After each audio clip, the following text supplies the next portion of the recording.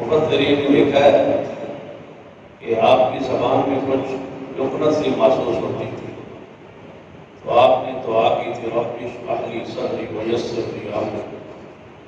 اللہ تعالیٰ نے اس قدر سینے کو کھولا، اس طرح زبان میں تاثیر پیدا کی کہ آپ علیم اللہ ٹھہرے۔ تو موسیٰ علیہ السلام واز کر رہے تھے۔ پیغمبر قادر الکلام ہوتا ہے، اپنے گفتگو سمجھانے میں مہارت ان کو حاصل ہوتی ہے، تقویٰ کی انتہا ہوتی ہے، علم میں سب سے آگے ہوتے ہیں، الفاظ جو بنتے ہیں زبان سے وہی ہوتی ہے۔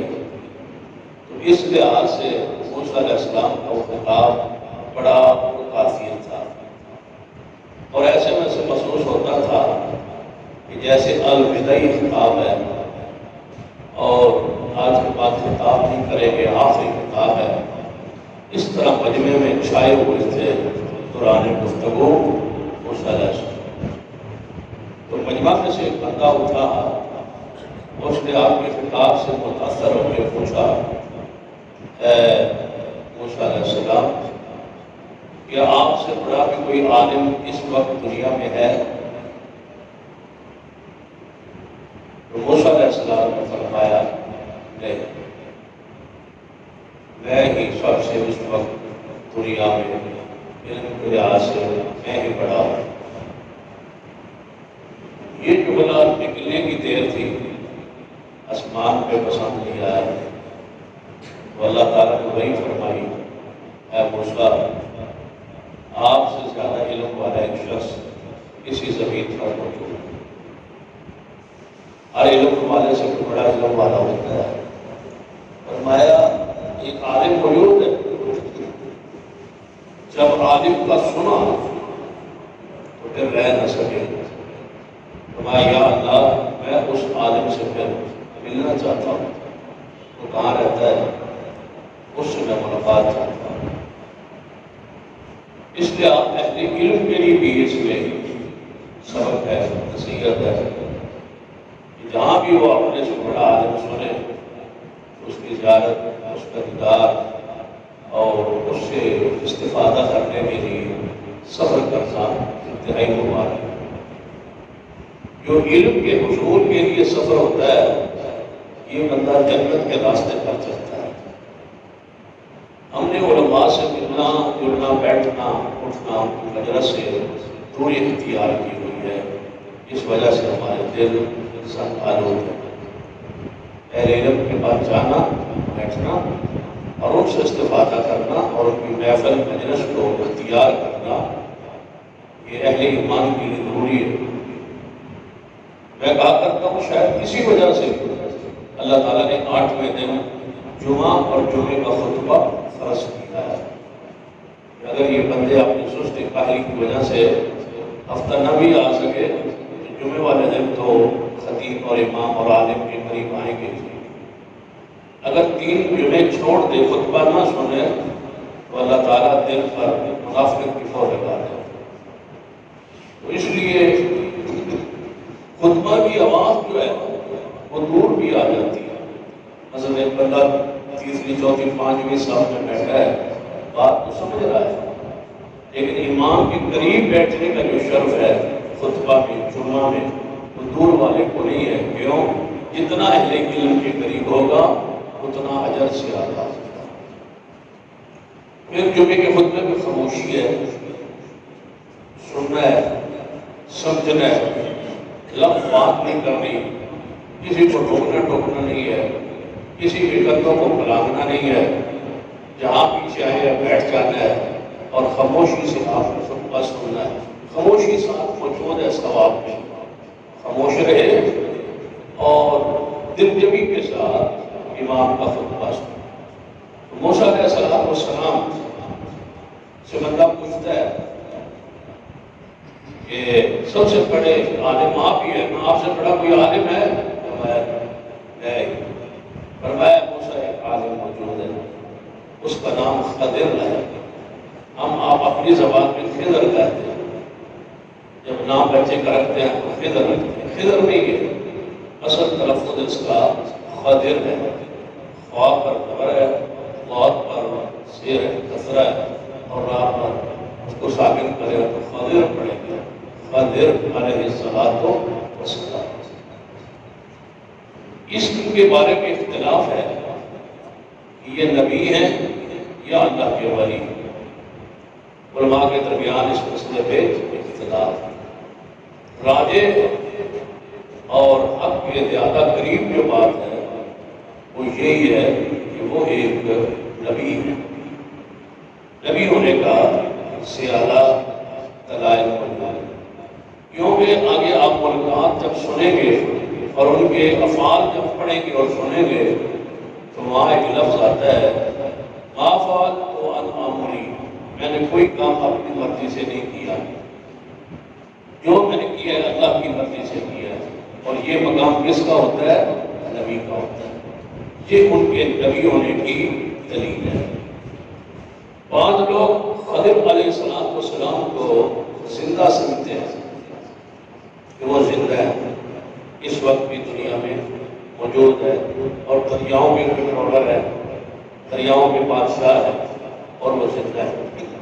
حتیٰ کہ سلام وغیرہ آئے نا تو لوگ میٹھی روٹیاں یا کوئی چیزیں پکا کے لگے دریا میں پھینکتے ہیں خضر علیہ السلام کے لیے کہ وہ ہماری مرادیں پوری کریں گے اور سلام کو پیچھے لے جائیں گے۔ یاد رکھیے نبی کی شان کے خلاف ہوتا ہے کہ کسی پر سلام یا کسی کو تکلیف دے، یہ پیغمبر کی شان کے خلاف ہوتا ہے۔ ایسی کوئی بات نہیں، دریاؤں پر کنٹرول اللہ کا ہے، کسی اور کا کنٹرول نہیں۔ خضر علیہ السلام زندہ بھی نہیں ہے، یہ راجے صحیح قرآن و سنت کے مطابق یہ عقیدہ صحیح ہے کہ خضر علیہ السلام اللہ کے نبی تھے، اپنے دور پہ آئے، گزرے اور وفات پا گئے۔ ان کے زندہ ہونے کی روایات جتنی بھی اکٹھی کی گئی ہے ساری کی ساری جھوٹی ہیں، کوئی ایک بھی پایا ثبوت کو نہیں پہنچتی۔ ہمارا دین سند پر قائم ہے اور سند کے ساتھ بات ثابت ہو تو اس پر ایمان لاتے ہیں، عقیدہ لاتے ہیں، اس طرح جھوٹی روایات پر ایمان نہیں۔ محدثین کرام نے خضر علیہ السلام کی موت آنے پر جو دلائل دیتے ہیں ان دلیلوں کی ذرا آپ توجہ سے غور کر۔ پہلی دلیل قرآن پاک، وَمَا جَعَلْنَا لِبَشَرٍ مِّن قَبْلِكَ الْخُلْدَ، اے محبوب ہم نے آپ سے پہلے کسی بشر کو ہمیشگی نہیں دی، جو بھی آیا بشر اس پر موت آئی۔ یہ قرآن ہے کہ آپ سے پہلے کسی بشر کو ہم نے ہمیشگی نہیں دی۔ تو ثابت ہوا کہ خضر علیہ السلام آپ سے پہلے گزرنا، یہ تو قرآن سے ثابت ہے کہ موسیٰ علیہ السلام کے دور کے ہیں، تو آپ سے پہلے کسی بشر کا زندہ نہ ہونا یہ دلیل ہے کہ خضر علیہ السلام پر موت مبارک آئی۔ اگر وہ زندہ ہوتے تو ان کا استثناء آتا قرآن میں حدیث میں، جیسے عیسیٰ ابن مریم کے بارے میں آیا ہے۔ عیسیٰ علیہ السلام زندہ ہے آسمان پر، ان کی دلیل آ گئی، خضر علیہ السلام کے زندہ ہونے کی کوئی دلیل موجود نہیں۔ دوسری دلیل، اللہ تعالیٰ نے سارے نبیوں سے وعدہ لیا تھا، وَإِذَا أَخَذَ اللَّهُ مِيثَاقَ النَّبِيِّينَ لَمَا آتَيْتُكُم مِّن كِتَابٍ وَحِكْمَةٍ ثُمَّ جَاءَكُمْ رَسُولٌ مُصَدِّقٌ لِّمَا مَعَكُمْ، اے نبیوں میں تمہیں کتاب، حکمت، نبوت دے دوں اور تمہارا نظام نبوت اور حکومت چل رہا ہو، ثُمَّ جَاءَكُمْ رَسُولٌ مُصَدِّقٌ لِّمَا مَعَكُمْ، پھر میرا آخری رسول آ جائے اور تمہاری وہ تصدیق کرے، تو آپ پہ لازم ہے لَتُؤْمِنُنَّ بِهِ وَلَتَنصُرُنَّهُ، اس نبی کے پاس جا کے ان پر ایمان لانا ہے اور ساتھ ہی ان کی مدد کرنی ہے۔ اس وعدے پر قائم رہے جو اگر تم پھرو گے تو میں تمہیں نبوت تم سے واپس لے لوں گا۔ یہ وعدہ اللہ نے دیا سارے نبیوں سے۔ اب خضر علیہ السلام اگر زندہ ہوتے تو ان پر لازم تھا کہ رسول اللہ کے پاس تشریف لے آتے، آپ پر ایمان لانا ہر بندے پر فرض تھا، ہر نبی پر ضروری تھا. تو جب وہ خضر علیہ السلام نبی علیہ السلام کے پاس نہیں آئے اور ایمان نہیں لائے اور آپ کی اتباع نہیں کی، تو اس کا مطلب ہے کہ وہ آپ سے پہلے گزر چکے. کیونکہ آپ پر نہ ایمان لانے والا جو رب کی زمین پر زندہ ہو اور اس کو خبر ہو کہ رسول اللہ آ گئے ہیں، پھر ایمان نہ لائے تو وہ مومن نہیں رہتا. تو خضر علیہ السلام تو نبی ہے، تو نبی پر تو فرض تھا، اس پر تو ان کا تو عہد تھا، میثاق تھا اللہ سے ایمان لانا ہے، تو لہٰذا وہ زندہ. تیسری دلیل خضر علیہ السلام کے زندہ نہ ہونے کی صحیح بخاری میں حدیث ہے. نبی علیہ السلام فرماتے ہیں کہ آج یہ آپ کی موت مبارک سے چند ماہ پہلے کی بات، یعنی اس طرح سمجھے کہ 10 ہجری کی آخر کی بات ہے اور 11 ہجری میں آپ فوت ہو. آپ کی حدیث ہے آج کے وقت، آج اس وقت جو بھی اس زمین پر روح والی چیز زندہ ہے، ٹھیک 100 سال بعد زندہ نہیں رہے. رسول اللہ خبر دے رہے کہ آج جو اس وقت زمین پر موجود ہے، آج پیدا ہو چکی ہے اور جاندار ہے اور اس میں روح ہے، تو آج کے 100 سال بعد وہ دنیا میں نہیں رہے گی زندہ. تو صحابہ کرام میں سے آخری صحابی جو تھے وہ 110 ہجری میں فوت ہو گئے، اور حضور کب فرما رہے تھے؟ 10 ہجری میں. 10 ہجری میں یہ حدیث بیان کر رہے تھے. تو آخری صحابی کب فوت ہو گیا؟ 110 ہجری میں. کوئی صحابی نہ رہا دنیا میں 110 ہجری میں. رسول اللہ کی خبر تھی 100 سال بعد کوئی بندہ زندہ نہیں رہے گا جو آج زندہ ہے. ہاں پیدا ہی اگلے دن ہوا، اس کے بعد پیدا ہوا ہے، حضور کی حدیث کے بعد اگلے دن پیدا ہوا ہے، اس کی خبر نہیں ہے. 2 دن بعد پیدا ہوا ہے، اس کی بھی خبر نہیں ہے. جس دن حضور یہ فرما رہے تھے اس دن جو ذی روح زمین پر زندہ تھا، 100 سال بعد اس پر موت آنا ضروری ہے، اس لیے کہ رسول اللہ کی حدیث. تو خضر علیہ السلام اگر زندہ تھے تو پھر اس دن 100 سال بعد تو فوت ہو جانا ان کے لیے لازمی تھا. تو لہٰذا خضر علیہ السلام نے کہا بعض لوگوں جو جس کا نہ ہوتا ہو یا ہو کے مر جاتا ہو تو وہ نام خضر یاد رکھتا ہے، اس کے ذہن میں یہی تصور ہوتا ہے کہ خضر علیہ السلام کی لمبی زندگی ہے، اس بچے کی بھی لمبی زندگی ہوگی. ایسی کوئی بات نہیں ہے، یہ بھی تمام پرستی ہے، ایسی کوئی بات نہیں. خضر علیہ السلام کو خضر کیوں کہتے ہیں؟ خضر کا معنی ہوتا ہے سبز کریم. خضر علیہ السلام افضل خضر. آپ کو خضر کیوں کہتے ہیں؟ آپ کے بارے میں صحیح بخاری میں حدیث ہے کہ آپ چٹیل میدان پہ، سفید زمین پہ چٹیل پہ بیٹھتے تو آپ کے پیچھے سبزہ ہو جاتا اور وہ سبزہ آپ پر سایہ کر دیتا، یہ آپ کا موجزہ تھا.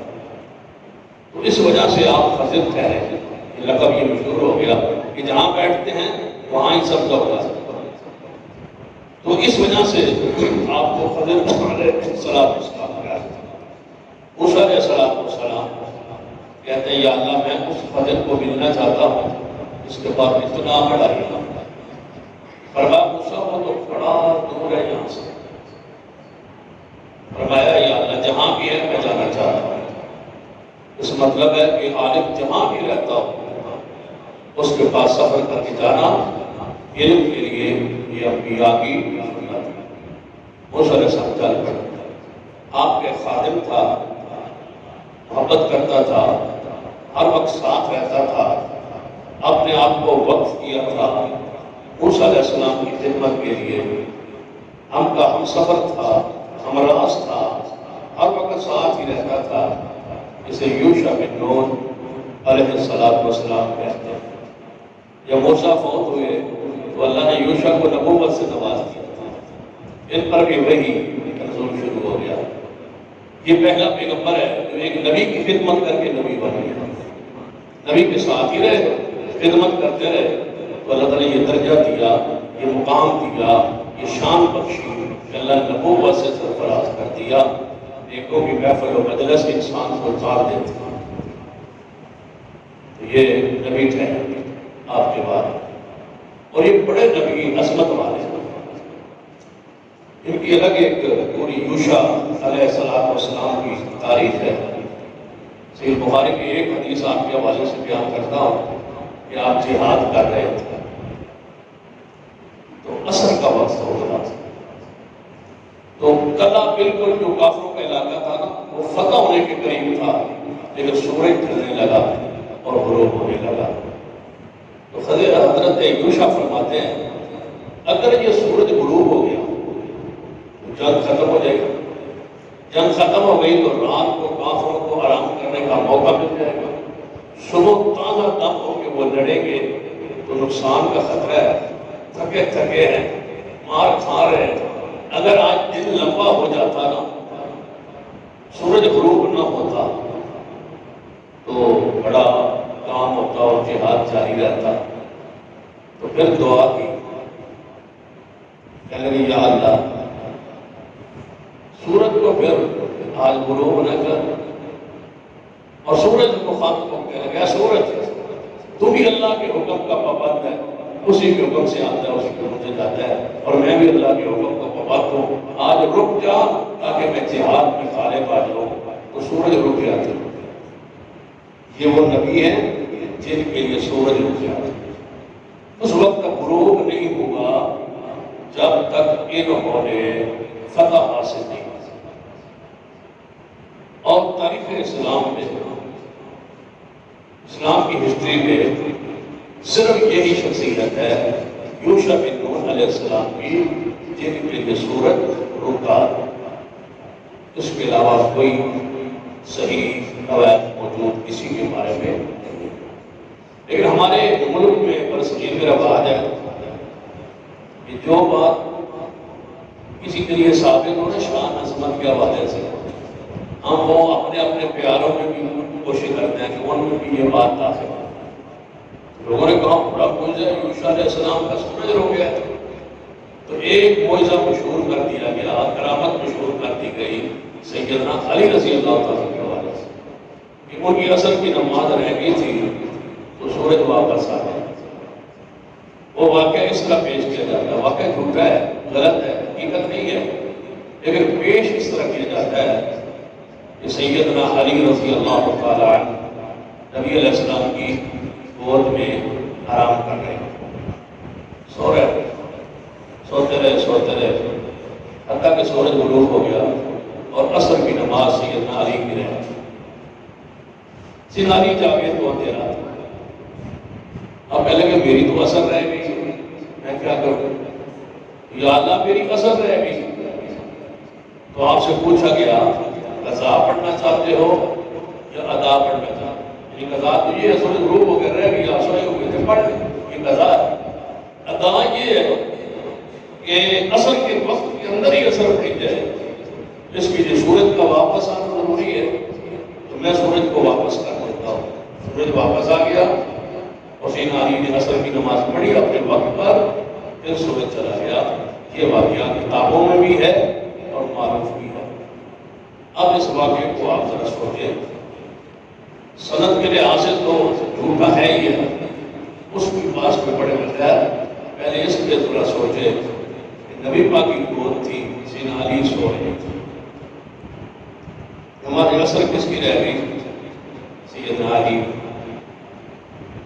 حضور کی گود میں کون سو رہے تھے؟ حضرت علی۔ نماز کس کی رہ گئی عصر کی؟ سیدنا علی۔ رسول اللہ کی کہاں گئی نماز؟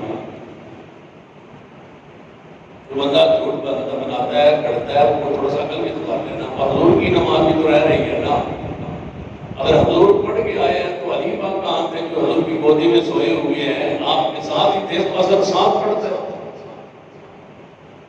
پھر کیا نماز رہ جانے سے؟ نبی علیہ السلام کی خندق کے موقع میں 5 نمازیں اکٹھی سارے صحابہ کی رہ گئی، خندق کے موقع میں ظہر بھی، عصر بھی، مغرب بھی، عشاء بھی، 5 نمازیں رہ گئی، فرصت نہیں ہوئی، کافروں سے مٹ پیٹ تھی، 5 رہ گئی۔ پھر نبی علیہ السلام نے ان کے خلاف دعا بھی کی، یا تعالیٰ ان بندوں کی قبروں کو آنکھ سے بھر دے جنہوں نے نبی کی نمازوں کو قضا کر دیا۔ نبی علیہ السلام نے 5 نمازیں قضا پڑھی۔ تکبیر صحابہ کہتے گئے، آپ پہلے ظہر پڑھائی، پھر عصر پڑھائی، پھر مغرب پڑھائی، پھر عشاء پڑھائی، پھر فجر پڑھائی، 5 نمازیں حضور نے قضا پڑھی۔ کیا تصور دینا چاہتے ہو کہ رسول اللہ کے لیے ایک دن پیچھا نہیں ہوگا اور شیر خدا سیدنا علی رضی اللہ عنہ سورج میں سے پیچھے آیا، ایسی کوئی بات ثابت نہیں، بات لمبی ہو جائے گی، کیونکہ یہ صورت جو ہے الکاف، اس تو کئی دن کے درکار ہے اس مسائل کو سمجھنے کے لیے۔ موسیٰ علیہ السلام، یا اللہ میں ملنا چاہتا ہوں، یوشع علیہ السلام کو ساتھ لے لیا اور اللہ نے فرمایا کہ خوراک بھی ساتھ لے، کھانا پینا بھی ساتھ لے۔ گویا اللہ کی راہ میں نکلتے ہوئے کھانا اپنا کھانا ساتھ گھر سے پکوا کے لے جانا، تیار کروا کے لے جانا، اپنی ضرورت جہاں تباہ کے مطابق، یہ انبیاء علیہ السلام کی سنت ہے۔ ہو سکتا ہے وہاں کا کھانا آپ کو اچھا نہ لگے، ہو سکتا ہے آپ راستے میں کسی تکلیف کا شکار ہو جائے، کوئی نہ کوئی چیز ایسی جو راستے میں آپ کو کھانے کی ضرورت پیش آ سکے تو موجود ہو، تو یہ انبیاء علیہ السلام کی سنت ہے۔ مچھلی لے لی آپ نے، اس کو بھون لیا اور کھجور کی نرم پتوں سے بنی ہوئی ٹوکری اس کھجور کو رکھ دیا، اس مچھلی کو رکھ کے بھون کے اس پہ رکھ دیا اور چل دیا۔ یوشع علیہ السلام نے وہ ٹوکری اٹھائی ہوئی، چلتے گئے۔ قرآن کہتا ہے دونوں جا رہے ہیں ادھر علم حاصل کرنے، نبی جا رہا ہے علم حاصل کرنے کے لیے۔ ہماری تو بڑی حالت ہی بڑی بدلی ہے، 10 سال پہلے بھی ہم وہی ہوتے ہیں، 10 سال بعد بھی وہی ہوتے ہیں، علم اضافی نہیں ہوتا، اس لیے کہ ہم پڑھتے نہیں، توجہ نہیں کرتے۔ دنیا کھپ گئی ہے، مجال ہے روزانہ کو قرآن کی تفسیر پڑھ کے اپنے علم میں اضافہ کریں۔ جس جگہ پر ہم کھڑے ہیں اسی پر موت آ جائے گی، اسی حالت میں ہم مر جائیں گے۔ مجال ہے علم میں اضافہ، ہمیں پڑھیے، اس کو پڑھو، روزانہ آپ کے علم میں اضافہ ہونا چاہیے۔ سیدنا موسیٰ علیہ السلام جا رہے ہیں، راستے میں ایک جگہ دونوں تھک گئے۔ انبیاء کو تھکاوٹ ہوتی ہے، تکلیف ہوتی ہے، سب پریشانی ہوتی ہے، ایسی لوازمات ہے نا۔ موسیٰ اور یوشع دونوں تھک گئے، قرآن میں آتا ہے دونوں تھکے اور لیٹے تو موسیٰ علیہ السلام سو گئے۔ اچانک وہ ٹوکری جو ہے نا، موسیٰ علیہ السلام سو رہے، یہ معجزہ ہے، اور معجزے کے قبض ہم پاس کر رہے ہیں کہ معجزہ عقل کے خلاف ہوتا ہے اور نبی کے ہاتھوں ہوتا ہے، امر اللہ کا ہوتا ہے۔ جس نے امر دینا تھا بھائی اس کو اٹھو زندہ ہو، وہ تو سوئے ہوئے تھے موسیٰ علیہ السلام۔ جب موسیٰ سوئے ہوئے تھے تو پھر معجزہ کس کے حکم سے ظاہر ہو رہا ہے؟ اللہ کے۔ جب وہ ٹوکری ہلی، اگر بھونڈی ہوئی تھی وہ مچھلی، تو اس نے ویسے بھی دریا سے پانی سے مچھلی باہر آ جائے تو وہ زندہ نہیں رہتا، اس نے جو چھلانگ لگائی سیدھا سمندر کے کنارے چل رہے تھے، سمندر کے اندر چل رہے۔ پھر اللہ کا امر دیکھو کہ سمندر کے اندر وہ دریا سمندر کے اندر گئی ہے نا، جیسے گئی ہے ایسے سرنگ بن گئی، غار سا بن گیا۔ جس طرح غار ہوتا ہے، سرنگ ہوتی ہے، اس جگہ سے پانی کو اللہ نے ہٹنے کا حکم دے دیا، وہ سوراخ بن گیا، وہ سرنگ بن گئی۔ یوشع علیہ السلام فرماتے ہیں ہم تو کھانے کے لیے لے آئے تھے، یہ تو عجیب کہانی بنی ہے، چلو حضرت موسیٰ اٹھتے ہیں تو بتلاتے ہیں، پر کھانا شانا ختم ہے۔ موسیٰ علیہ السلام اٹھے، جلدی سے بنا اٹھو یوشع چلے، وہ پوچھنا بھول گئے، وہ بتانا بھول گئے۔ اللہ فرماتا ہے دونوں چل پڑے، پھر آگے چلے تو تھکاوٹ زیادہ ہو۔ یہاں ایک محدث نے بڑی پیاری بات کی، فرماتے ہیں جہاں تک سفر ذہن میں مطلوب ہو نا، وہاں تک بندے کو چلتے چلتے تھکاوٹ نہیں ہوتی، اور جو آگے حد سے زیادہ سفر کرنا فائدہ ہے تو وہاں تھوڑی سی تھکاوٹ محسوس ہوتی ہے، تو اکتاہٹ محسوس ہوتی ہے۔ مثلاً آپ کسی کے ساتھ گاڑی پہ جائیں نا، آپ نے فیصل آباد جانا ہے، فیصل آباد تک وہ چلتا جائے، وہاں سے اگر آپ 10 کلومیٹر آگے کہیں گے تو وہ سفر ساری نظر آئے۔ موسیٰ علیہ السلام نے فرمایا یوشع تھک ہے، اب تو بھوک بھی لگ گئی اور تھکاوٹ بھی انتہا ہو گئی ہے، وہ مچھلی نکالو کھاتے ہیں بیٹھتے ہیں۔ یوشع علیہ السلام نے فرمایا موسیٰ ہم تو بہت سارا آگے آ گیا، وہ تو مچھلی کی عجیب کہانی بنی، میں تو بتانا ہی بھول گیا، شیطان نے مجھے بات ہی بھلا دی، ابھی مقام نبوت میں تو ہے نہیں، کیا ہوا؟ تھوڑا مچھلی تو زندہ ہو گئی تھی، اس نے چھلانگ لگائی اور سمندر کے اندر چلی گئی، وہاں سوراخ بناتی گئی، وہ عجیب کہانی تھی۔ فرمایا اللہ کے بندے ہم نے تو جانا ہی وہاں تھا، وہ تو نشانی تھی، اللہ نے کھاتے بھی رہنا اور جہاں یہ زندہ ہو جائے اور دنیا سمندر میں چلی جائے وہاں وہ اللہ آپ کو ملے گا، ہم نے تو جانا ہی وہاں تھا، آؤ واپس آؤ۔ قرآن کہتا ہے واپس اپنے قدموں کے نشانات دیکھتے آئے، کہیں آگے پیچھے نہ ہو جائے، اسی جگہ پر پہنچے، قدموں کے نشانات ہر جگہ حاضر ناظر اور ہر جگہ غیب جاننے والا کون ہے؟ اللہ ہے۔ قدموں کے نشانات واضح، وہ صورت نہیں پتا کہ یہاں تک آنا ہے، نہیں پتا وہ موسیٰ خضر علیہ السلام کہاں ہے، نہیں پتا کہ کھانا ہی کہاں ہمارا اندر چلا گیا، نہیں پتا کہ میں نے موسیٰ علیہ السلام کو بچانا ہے، نہیں پتا کہ حد سے آگے جا رہے ہیں۔ یہ سارے دلائل کس بات پر گواہ ہے؟ غیب اللہ کا قدموں کے نشانات پر واپس آئے۔ جب وہاں پہنچے ایک بندہ سفید کپڑوں میں لیٹا ہوا پوچھتا ہے، حضرت موسیٰ علیہ السلام نے فرمایا السلام علیکم۔ خضر علیہ السلام نے سر مبارک اٹھایا اور کہا ہمارے علاقے میں یہ سلام، ہمارے علاقے میں یہ سلام کیسا؟ ہمارے ہاں تو یہ اس کا رواج نہیں ہے، کوئی بندہ ہمیں سلام نہیں کہتا، کون ہے آپ جو مجھے سلام کہہ رہے ہیں؟ یہ اجنبی لفظ کہاں ہمارے علاقے میں آ گیا؟ فرمایا میں موسیٰ ہوں۔ کون موسیٰ؟ وہ بنی اسرائیل کا موسیٰ؟ جی ہاں میں وہی موسیٰ ہوں، آپ کے پاس آیا ہوں، آپ کو اللہ نے کوئی خاص علم بخشا ہے، اس علم کو حاصل کرنے کے لیے آیا ہوں۔ تو فرمایا آپ وہ علم مجھ سے حاصل نہیں کر پائیں گے، اس لیے کہ آپ میرے ساتھ صبر نہیں کر پائیں گے۔ علم تو پڑھا دوں گا، سکھا دوں گا، لیکن کچھ میری شرائط ہوگی۔ یہاں محدثین نے یہ مسئلہ خود کیا ہے کہ استاد کسی بچے کو پڑھانے کے لیے، شاگردوں کو پڑھانے کے لیے کوئی شرائط طے کرنا چاہے تو وہ کر سکتا ہے، یعنی وقت کی شرط، جب بھی اور شرط طے کرنا چاہے تو کر سکتا ہے۔ استاد کو، اہل علم کو اللہ نے یہ رتبہ بخشا۔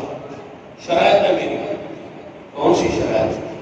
فرمایا جو میں پڑھاتا جاؤں، سمجھاتا جاؤں، بتلاتا جاؤں، خود بتلاؤں گا، آپ سوال نہیں کریں گے۔ فرمایا نہیں کرو گا؟ فرمایا نہیں، مجھے یقین ہی ہے لن تستطیع معی صبرا، آپ میرے ساتھ صبر نہیں کر پائیں گے۔ فرمایا نہیں، میں صبر کروں گا اور آپ کے ساتھ چلوں گا۔ فرماؤ پھر چلتے ہیں۔ قرآن کہتا ہے دونوں چل پڑے، انطلقا، دونوں چلے، اور آگے ایک کشتی جا رہی تھی سمندر کے کنارے۔ انہوں نے خضر علیہ السلام کو پہچان لیا، یہ ہمارے علاقے کے نبی ہیں، یہ شخصیت ہے اور آپ کے ساتھ دو مہمان ہیں۔ تو انہوں نے کشتی کو کنارے لگایا اور فرمایا خضر آنا چاہتے ہو؟ فرمایا ہاں، ہم آپ سے اجرت نہیں لیں گے، کرایہ نہیں لیں گے، کیونکہ آپ ہمارے نبی ہیں، ہمارے پیارے ہیں، تو آپ تشریف لائیں اور آپ کے مہمان بھی تشریف لے آئیں۔ یہ حدیث بخاری کا خلاصہ بیان کر رہا ہوں۔ آپ بیٹھ گئے تینوں۔ اب سوچے وہ لوگ جو کہتے ہیں دریاؤں کے کنٹرولر ہیں، حضر یہ تو خود کشتی پہ چل رہے ہیں، کنٹرولر ہوتے تو دریا میں ایسے ہی پار گزرتے ہیں نا، کنٹرول سے جو چلتا ہے، خود کشتی پہ سوار ہو، کشتی پہ چڑھے تینوں، اور لوگ بھی تھے۔ تھوڑا سا آگے جب کنارے پہنچنے لگے تو ہتھوڑا لیا خضر علیہ السلام نے اور اس کشتی کا ایک تختہ نکال دیا، توڑ دی۔ موسیٰ علیہ السلام نے فرمایا انسان کا وزرہ یہ ہوتا ہے۔ انہوں نے بغیر کرائے کے معاوضے کی اجرت کے لیے بٹھا دیا اور آپ نے بھی کشتی کو توڑ ڈالا۔ فرمایا میں نے کہا نہیں تھا کہ آپ میرے ساتھ صبر نہیں کر سکے؟ فرمایا اچھا، میں جو ہوگا میرے کو معاف کر دیجئے، آئندہ ایسا نہیں کروں گا، لیکن مجھے علم پڑھائیے، سکھائیے، آگے لے چلو۔ فرمایا آؤ چلتے۔ دریا سے، سمندر سے تو باہر گزر گئے، دوسرے جزیرے میں جب داخل ہو گئے، آگے جوانوں میں، بچوں میں پھر رات۔ یہاں لکھا ہے علماء کرام نے کہ وہ چھوٹا سا بچہ تھا، لیکن ایسی بات محسوس نہیں ہوتی قرآن کے انداز سے۔ قرآن کے انداز سے محسوس ہوتا ہے کہ وہ تھوڑا سا بڑا تھا، یہ لڑکا سمجھ لو، بچہ نہیں تھا، اس سے بڑا کھیل رہا تھا، کھیل رہا ہے ان میں۔ سیدنا خضر علیہ السلام نے اس کو پکڑا اور اس کو سر پہ کچیت ماری اور اس کو قتل کر دیا۔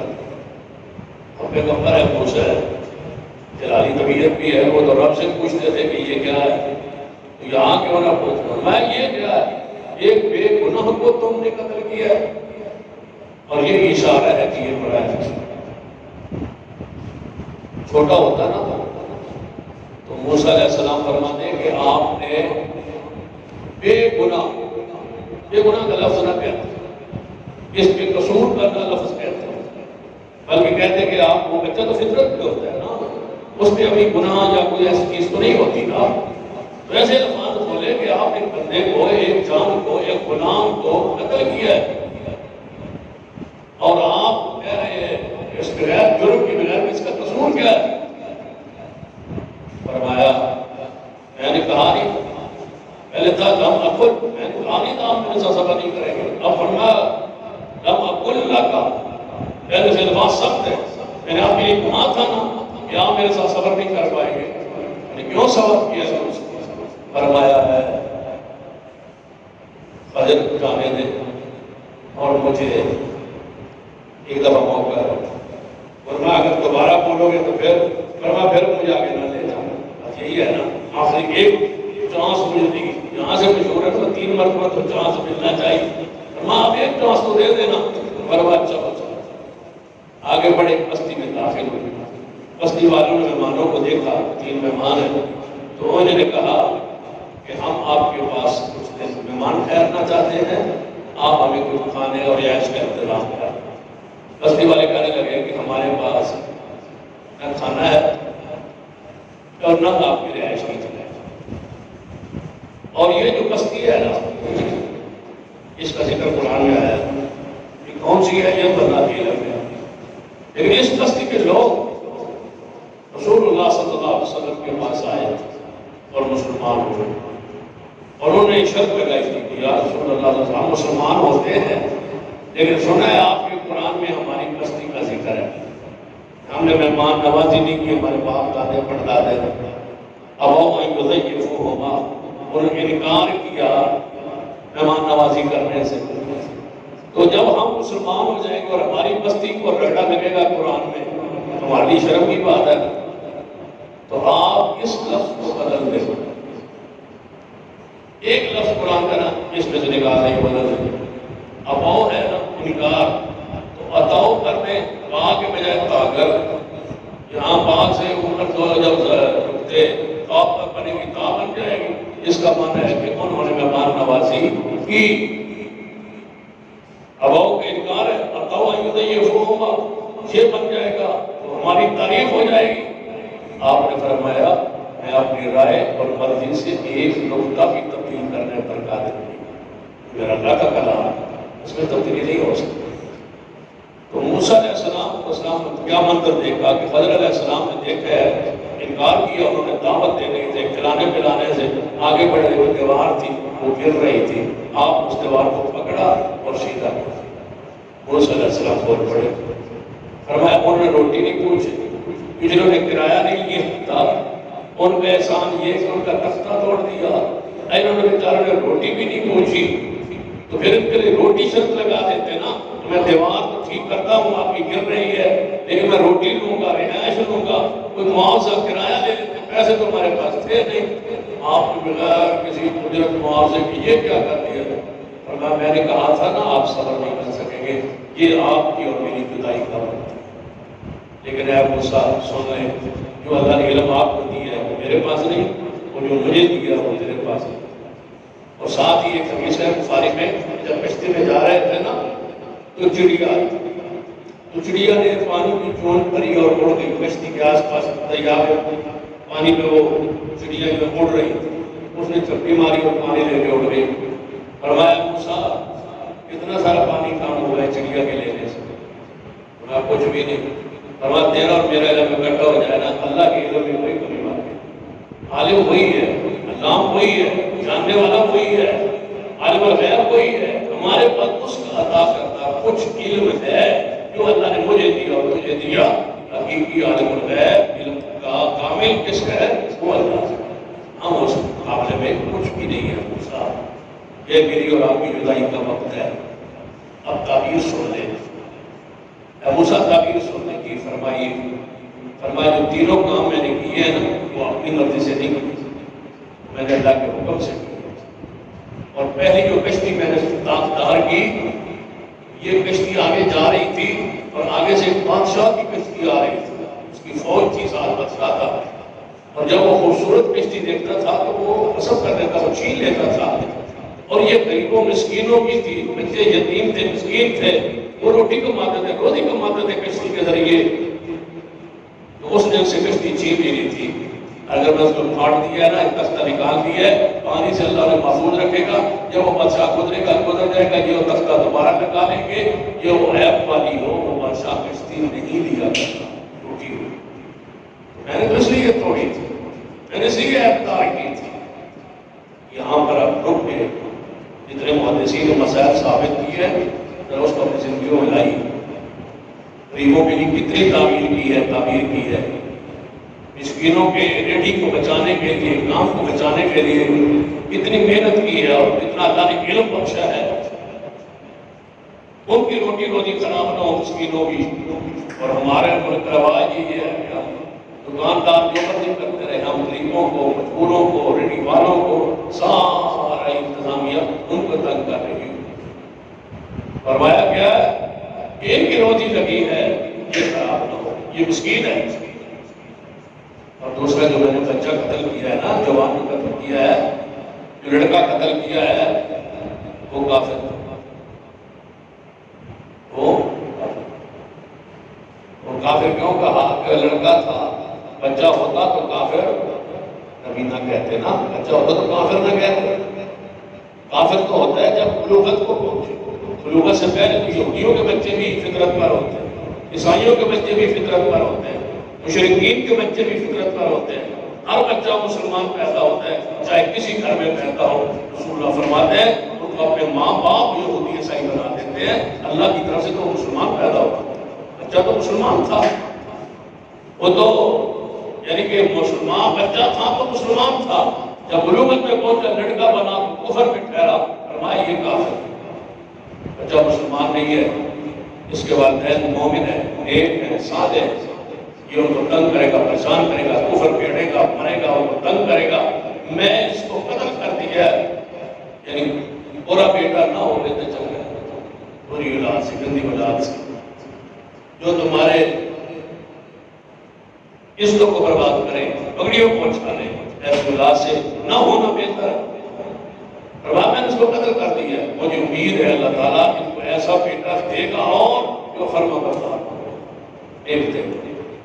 اور یہ جو میں نے دیوار درست کیا نا، یہاں آپ پیسے کہہ رہے ہیں کہ جب پیسے مانگ رہے تھے، یہ دیوار اس قوم کی نہیں ہے، دیوار تو یتیم بچوں کی ہے، ان کے جو والدین تھے نا وہ بڑے نیک تھے، صالح تھے، انہوں نے اپنا خزانہ کہ ہم بیمار ہو گئے ہیں، ہم مر گئے، دنیا سے چلے گئے، یہ سارے محلے والے علاقے والے ہمارا سونا پیسہ سارا لے لیں، بچے چھوٹے ہیں، ہم کیا کریں؟ انہوں نے ایک ترتیب بنائی، انہوں نے اپنے مکان کے دیوار جو تھی نا سیل کی، اس کو نیچے کھودا، کھود کے اس کی بنیادوں میں سارا سونا پیسے رکھے، اوپر کچی دیوار بنا، فرمایا دیوار کئی سال لگیں گے نا، کرتے کرتے پرانی ہوتے ہوتے بچے جوان ہو جائیں گے، 15-20 سال بعد جوان ہو جائیں گے، اگر ہم مر بھی گیا تو یہ جوان ہو جائیں گے، دیوار کبھی تو گرائیں گے نا، لوگ تو نہیں نہ لے جائیں گے، خزانہ ان کو مل جائے گا۔ تو ابھی بچے جوان نہیں ہوئے، بادشاہ آئی ہیں اور دیوار ٹیڑھی ہو رہی تھی، تو میں نے دیوار کو سیدھا کر دیا ہے تاکہ ان کا خزانہ محفوظ رہے۔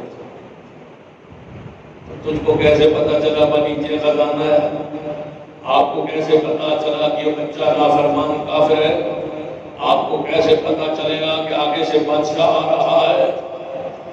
فرمایا خضر علیہ السلام نے موسیٰ میں نے کوئی کام اپنی مرضی سے نہیں کیا، یہ مجھے خبر کس نے دی؟ اللہ نے یہ بیان کیا ہے، یہ علم میرا ہے اور یہ علم آپ جو آپ کا پاس ہے وہ میرے پاس نہیں۔ لوگوں نے تقسیم کی ہے کہ یہ علم شریعت تھا اور یہ پوری ایک باس ہے، طرح ہے، یہ علم شریعت تھا اور یہ علم طریقت تھا، یہ علم لدنی تھا اور یہ علم وحی اور شریعت کا۔ موسیٰ علیہ السلام کے بعد دو علموں کی یہاں تقسیم کی ہے، یہ علم اور تھا، یہ علم اور۔ اس لدنی علم سے آگے طریقت چلتی ہے اور طریقت سے پھر آگے ساری قوائیں چلتی ہے۔ یاد رکھیں یہ تقسیم نہ قرآن میں ہے نہ حدیث میں ہے۔ علم وہی ہے جو اللہ وحی کرتا ہے، دوسرا کوئی علم نہیں ہے جو سینہ بسینہ کسی نسل میں بزرگوں میں چل رہا ہے۔ لدنی علم کوئی نہیں ہے اسلام میں، دین میں، شریعت میں، اس پر کوئی دلیل نہیں ہے۔ علم وہی ہے جو آسمان پہ نازل ہوتا ہے، نبیوں پر نازل ہوتا ہے۔ خضر پر بھی وہی آئی اور موسیٰ علیہ السلام پر بھی وہی آئی، وہ بھی وہی ہے یہ بھی وہی ہے، وہ بھی علم ہے یہ بھی علم ہے، وہی کے ذریعہ ہے۔